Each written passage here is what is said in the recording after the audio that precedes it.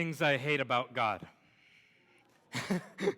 Now, before you banish me from your church or turn off, I hope that you don't turn off immediately this your Roku channel or something like that. Please allow me to explain things I hate about God. Usually he shows up at the last minute or he shows up late. And I'll get to that in a little bit more. And I think I could do a better job running the world than God. Until you're actually having to do it. Then you realize it's a lot more complicated than it seems on paper or on your mind. But if we're honest, many times when you look at your own life, you're probably thinking, why doesn't God show up more often? Why doesn't He help me out when I need Him most? I mean, if you had all the power in the world and that you could do things immediately and you could just speak and transformation happens, wouldn't you use that power to your benefit for your family? Now, God shows up either at the last minute or late. And it's frustrating because sometimes you realize that, okay, you recognize many times that God does show up and you're like, why can't He just do it earlier? Why do I have to stress out on all this time, energy, tears and anxiety? Well, if He had done it earlier, it's very easy that I could take credit. Man, I'm a smart person. Just the way I formulated and I worked this problem out, when it's last minute, you realize that you have nothing left to give. Everything that you've tried has failed, and all of a sudden God comes through. Here you go. Or He comes up late when you finally gave up. I can do nothing, it's too late, and God just comes through, works it out, that they said, don't worry about the late payments. We got that covered. And you can only give God glory.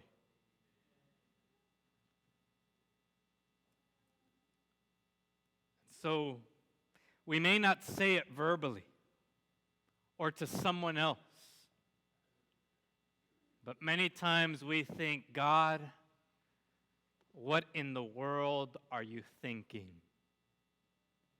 I'm going to give you a prime example. Let's turn in our Bibles to the book of Luke. Luke chapter 6. If you're there, if you can say amen when you get there. Gospel of Luke chapter 6, and we'll start with verse 12. Try not to read the heading. Now, probably you will, because I said that. 12 apostles. Luke chapter 6, verse 12. I'm reading from the Holman Christian Standard Version. During those days, He, talking about Jesus, went out where? To the mountain. Now, if Jesus lived here, I'm not sure if He'd go to Mount Rainier for this, but He went to some kind of mountain there to do something in particular. Pray. Not very exciting, does it sound, right?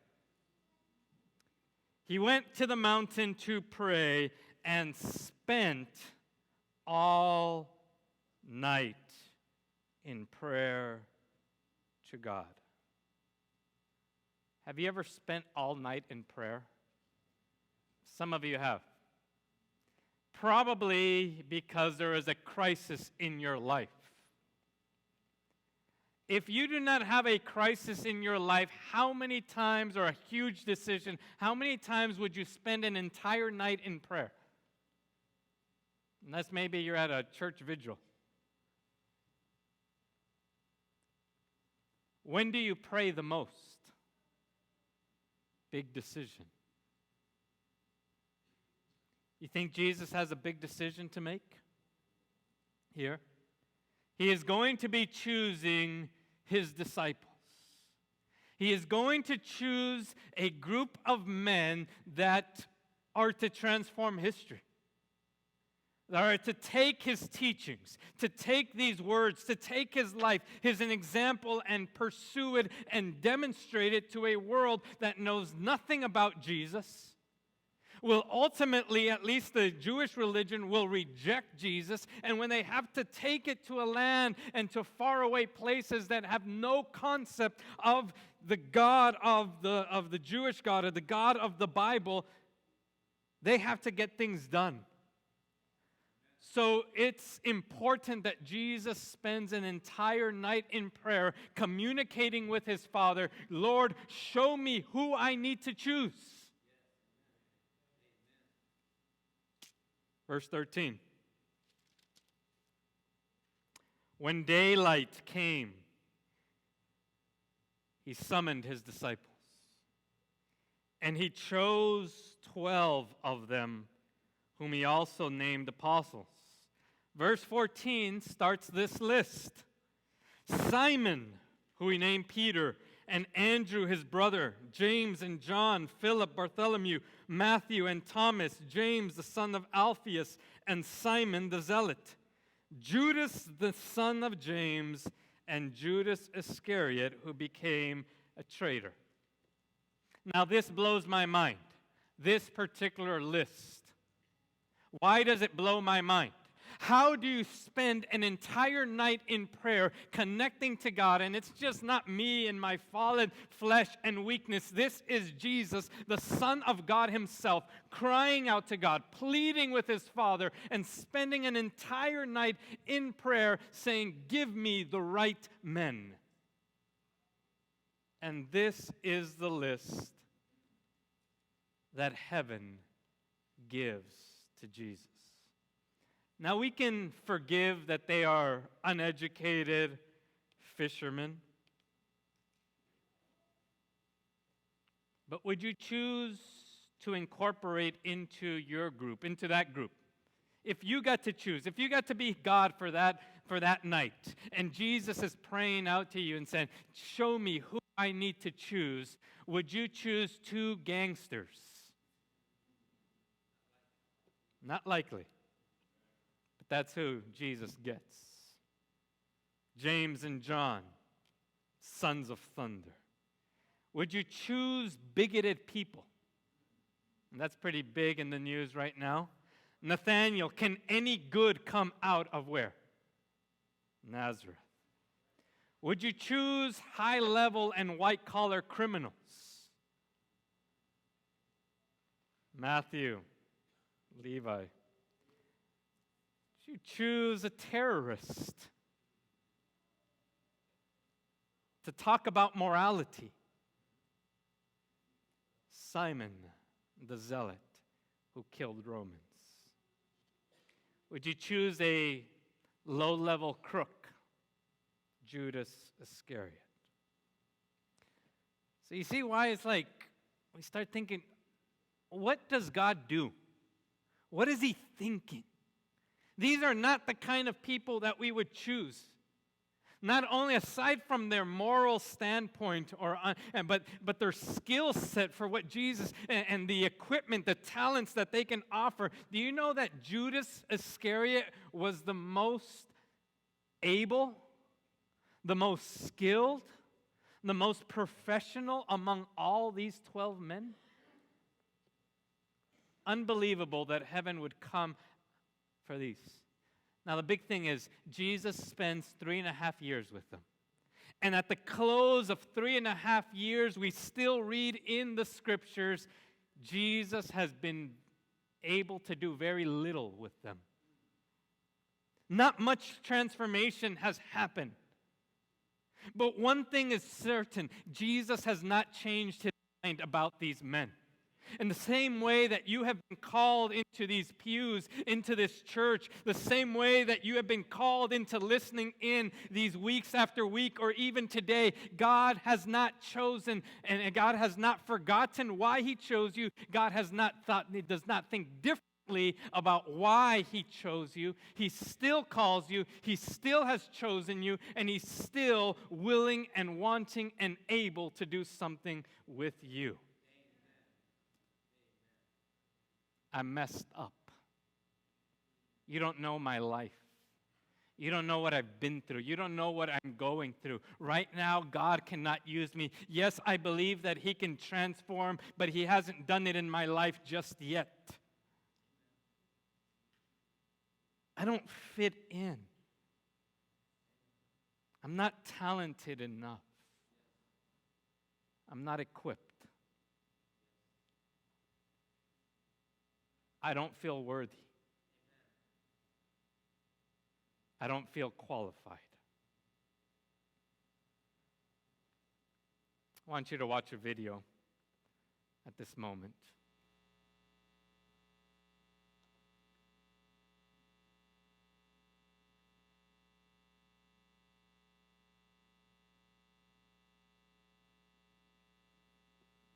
Laws of biblical proportion. King David. Thanks for coming, King David. What qualifies you to be our next small group leader? What was that word you used before my name? King? Yeah, king, right. How many of those am I up against? My strengths. Plagues. I'm pretty good with the staff.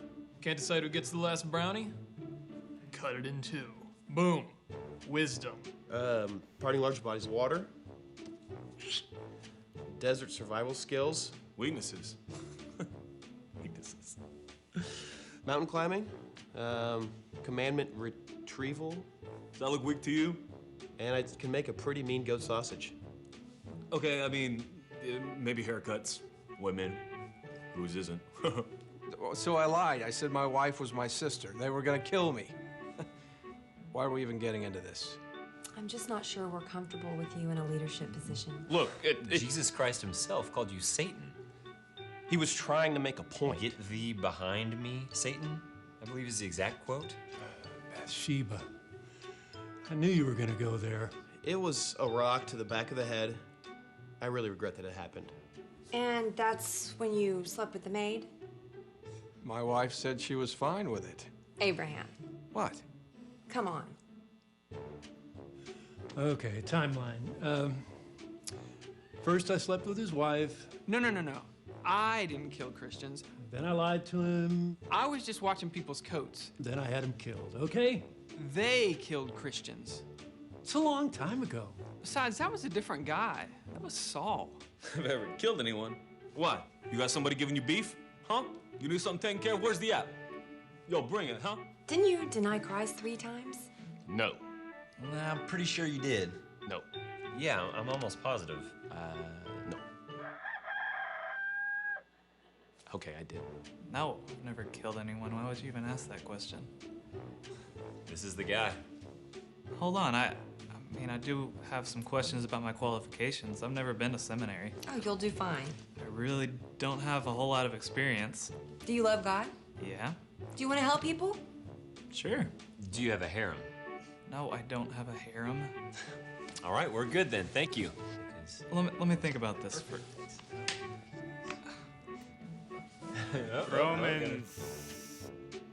Romans 8:28 says, Oh, and we know. wait a second. Look who has them. Forgot about that part. Still got the tablets. Romans 8:28 says, and we know that in all things God works for the good of those who love them, for those who have been called according to his purpose.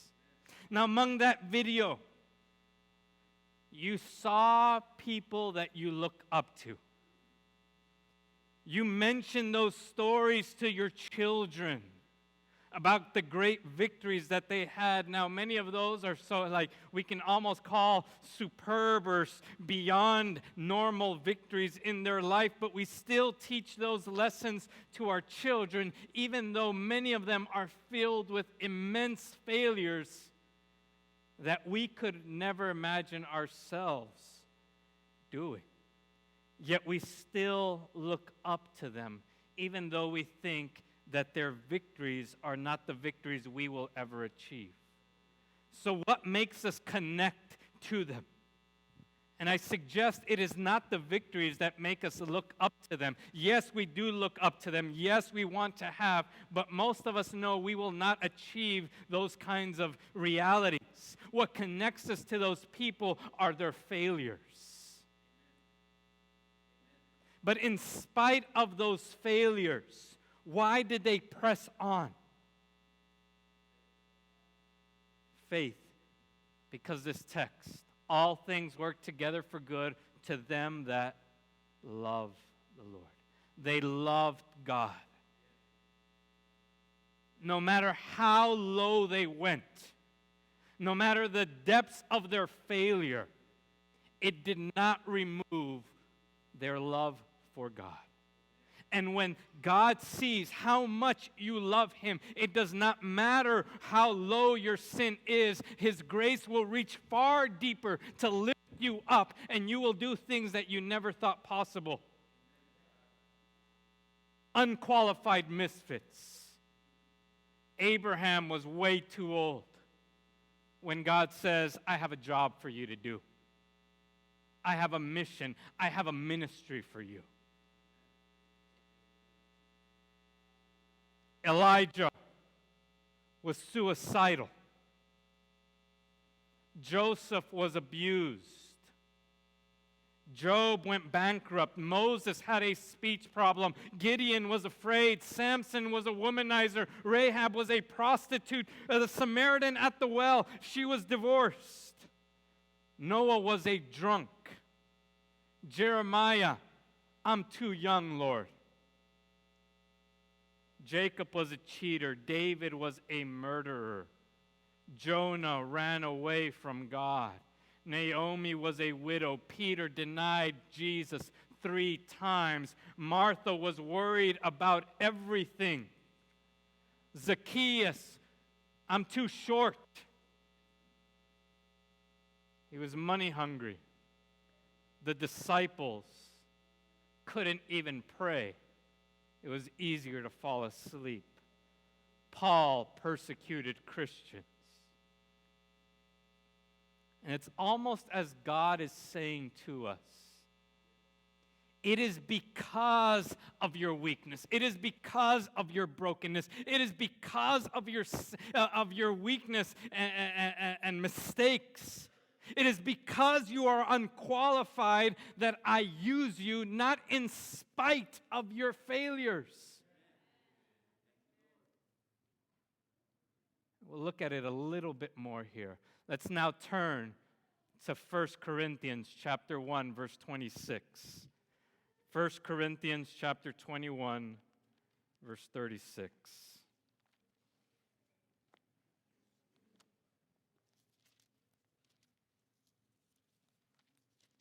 You're there, if you can say amen.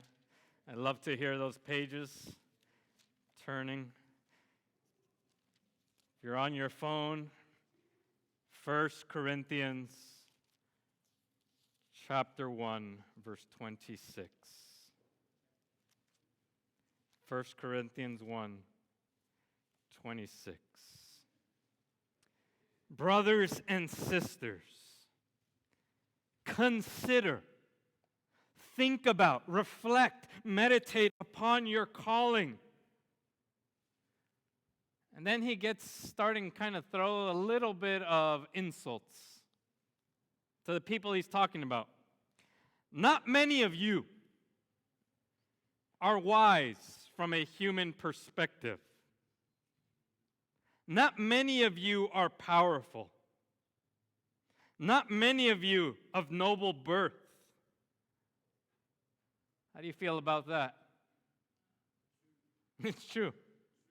It's true, but you may not necessarily like it that someone points out what may be true. All right, I know it's true. You don't have to point it out. You don't have to make it so public. Verse 27. Thankfully, verse 27. Instead, God has chosen the world's what? Foolish things. Now, Paul doesn't directly say it, but it's indirect based on what he's saying. You are God. You and I are God's foolish things. God has chosen to what?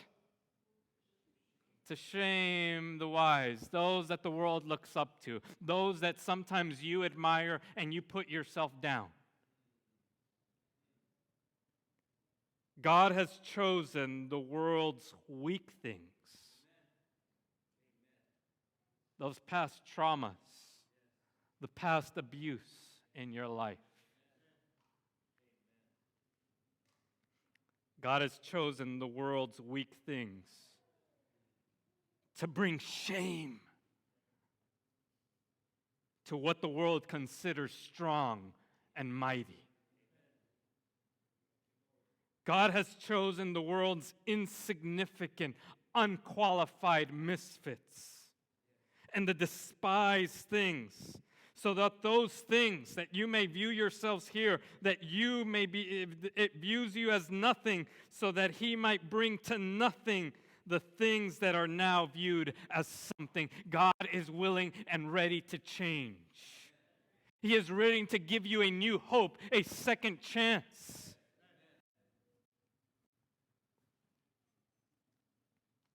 No matter what you think of yourself,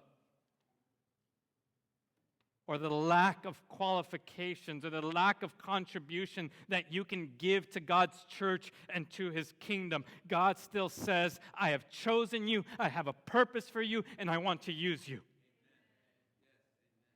Do you feel broken? Put yourselves in the potter's hand. Do you feel dry, empty, and weak? Allow God's voice to raise up dry and dead bones in a valley. Do you feel like you just don't have time? I'm willing, but I don't have time. Aside that regular changes that you can make to your schedule, I was reading that most people waste 35 minutes a day just trying to decide what to eat. 15 minutes are wasted deciding and changing what we're going to wear. 7 minutes a day are wasted thinking about exercise, which most of us don't even do. So that's an hour right there of a day that is just wasted. Now, we don't have to take, that's not even taking into account social media, TV, and all these other things, that there is time when we make God's passion our mission, when we make his vision our priority. And so if God is calling you, you may not feel equipped, you may not feel qualified, but remember that all these different people that you just admired when you talk to your children and that you talk to other people, they could have said the exact same thing.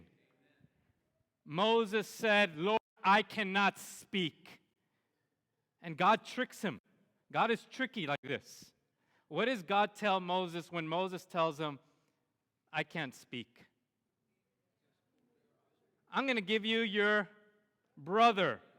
And what's your brother going to do? He's going to speak for you. Now think of it. Whenever Moses and Aaron come before Pharaoh, does Aaron talk? Nope. Because God says, Moses, I chose you. All right, I might give you a little crutch, but you're the one who's been called. You are the one that was chosen for this. You're not qualified, you're still going to be doing it. When you go forward, because I know you love me, and when you stand there, you may be trembling, you may be scared, but guess what? My Spirit is going to be with you, and you are going to do it far beyond what you can think or what you can imagine. How is it possible that God uses unqualified misfits? Within that same chapter, 1 Corinthians chapter 1, verse 25, he says, because God's foolishness. Why would God choose me? He chose me. That's foolish. I don't like speaking up front. I never wanted to be a pastor.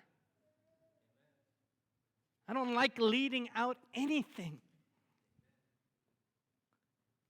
Why would you choose me, God? It's foolishness. Verse 25. Because God's foolishness is wiser than human wisdom. You're wiser than me, God. Why would you use my inabilities, my lack of skill? God's weakness is stronger than human strength. It is because I am unqualified that God uses me. It is because you have a messed up life that God calls you. You and I have to reach a world that is broken. A world and people that are really messed up. That have had some horrible and messed up things happen to them. People that feel that they can't measure up. Their mistakes make them too unusable. That they are too far gone that God could ever reach them. God's going to use you, your mistakes, to reach them because they're able to connect. How many of you can connect very good with Pharisees? The piousness, the holiness, the righteousness. How many of you can relate to Peter, though, denying Christ?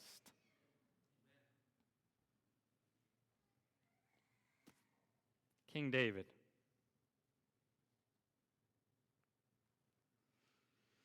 King David, my daughter looks up to him.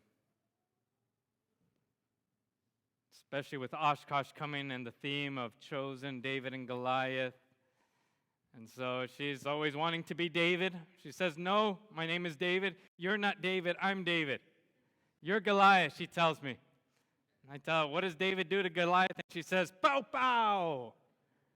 And she goes kind of swinging and throws and then expects me to fall down, which I do.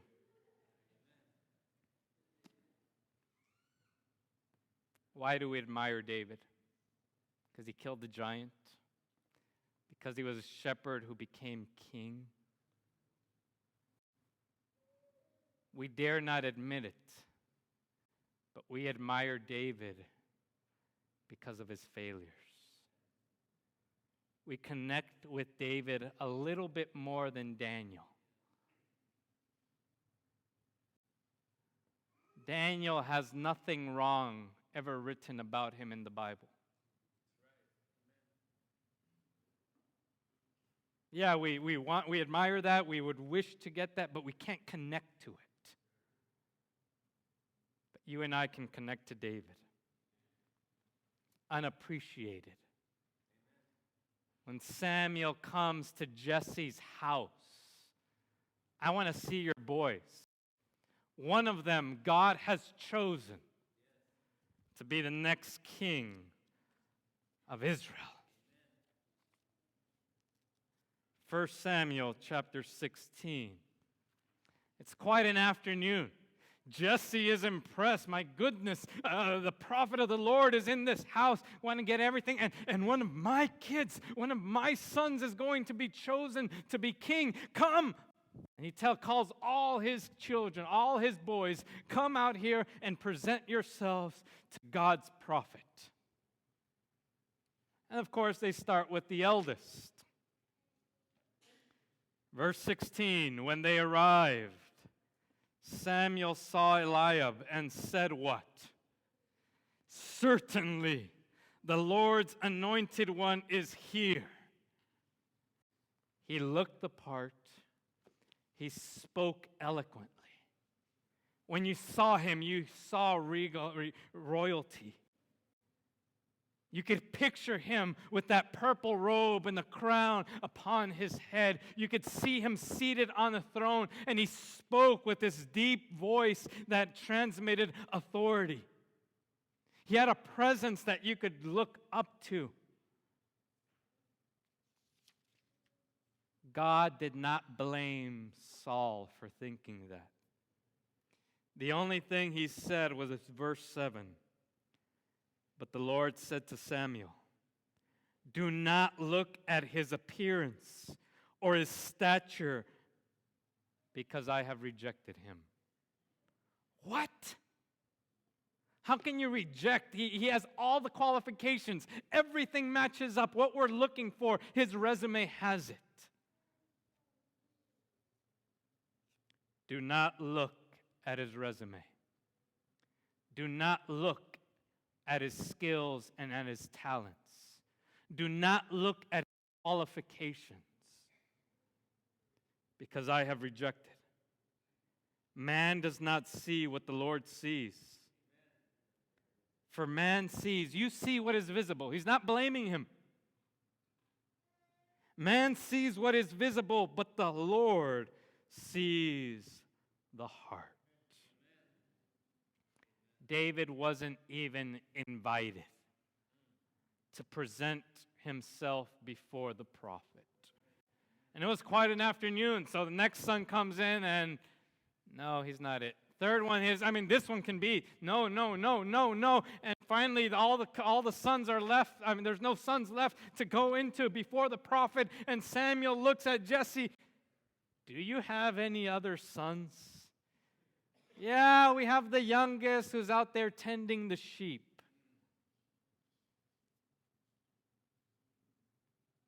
Call him.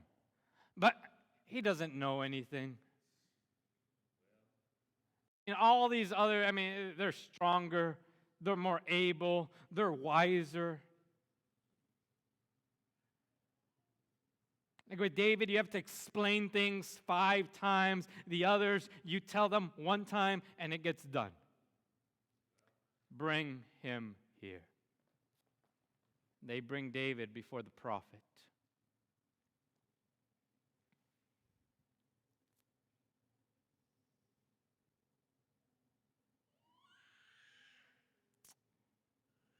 Verse 12. Jesse sent for David. This is the only positive thing that's given about David. He had beautiful eyes.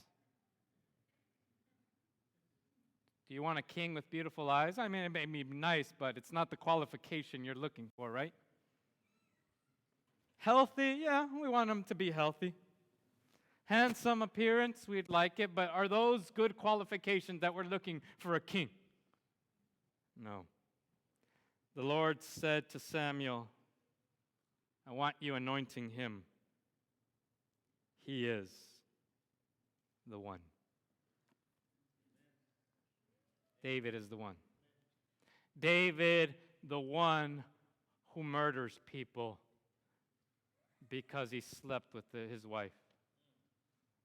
David, the one who can't rule his own children.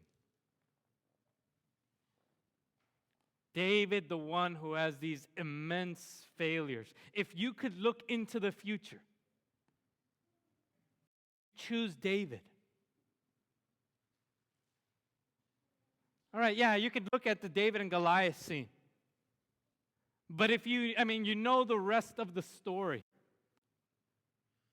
Would you choose David to be king? Probably not. But God said, he is the one I want. Why? Not because he's qualified, not because he has self-control. David is unqualified and misfit. This job is way over his head. God says, I see his heart. Samuel, you're just looking for an earthly king. I'm looking for a man whose heart is in tune with mine. And even though I know he's going to go into depths of horror, of shame, of tragedy, when you read the book of Psalms, who's the one that has written most of those Psalms? And those give us peace, comfort, strength, energy to continue forward because we connect to the weakness and his failures. God saw not only the failures, God saw what David could do for you and I. He knew that David's heart would produce these beautiful and amazing psalms as he reflected upon the goodness and the grace of God and his forgiveness.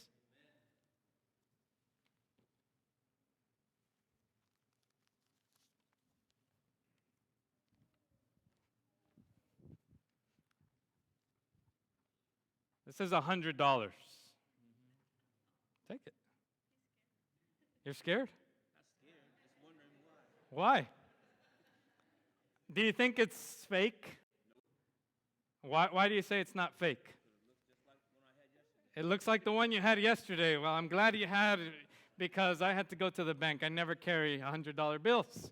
I don't have $100 bills because you see it's nice and crisp. It's clean, right? It's nice and clean. Does anybody want to verify with him that this is a true $100 bill? You can't tell the difference. All right, I'll tell a child here. Is this a $100 bill? He's all right. Man, this guy's good. He knows.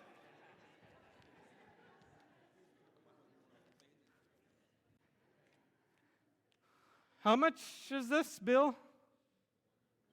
Why? That's what this world says because it's a $100 bill. Now, if I do a federal felony and take a Sharpie, cross out these hundreds and put 20, have I made it a $20 bill? Why not? I mean, I made it 200. But I put 200. I mean, you don't see 100 anymore. I'm just a man. Well, I mean, the person who made this is a man too. He had something behind him. Who gets to decide this? The government, the person or the organization that makes it. This costs 3.5 cents to make. It is worth in material 3.5 cents. Cotton, paper, ink, and whatever other things that they use. If you had this, and I said, I will pay you 5 cents for this bill, would you give me that bill?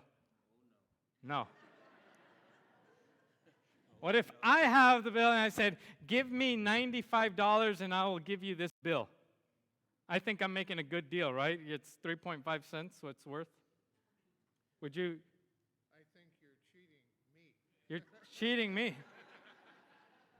Who would give me $95 for this? You would. I mean, very few of you would give me $95 and I give you a $100 bill. Everybody has said it's a real bill. All right, now you're shaking. You just don't want to raise your hands because you're nervous where I'm going with this, right? Nice and crisp, clean.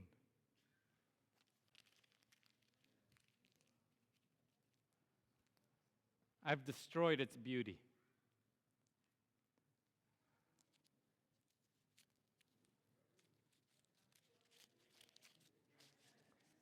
How many would want this bill?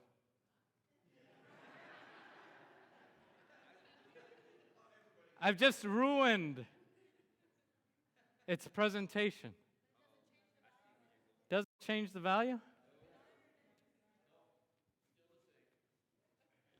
You want some E. coli and some particles of feces and all this kind of stuff here? How many would you take this right now?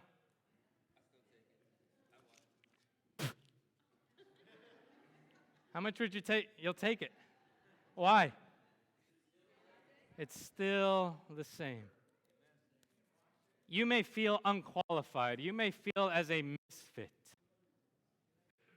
But if God has called you, no matter what has happened in your life, and I'm not trying to make little of it. It has not changed what God has thought about you. It has not changed His purpose. He made you. He decides. No matter what people have thought about you or think about you, what they do to your life, they may step on you, they may push you, they may throw you and toss you aside. You have not lost your value before God. You can always claim His strength. You can always cry out to Him. And those disciples, they could not see their future, but God did see it based on their value. They only saw what they were at that moment, and God saw something different. God says to you and I, your condition is not your conclusion.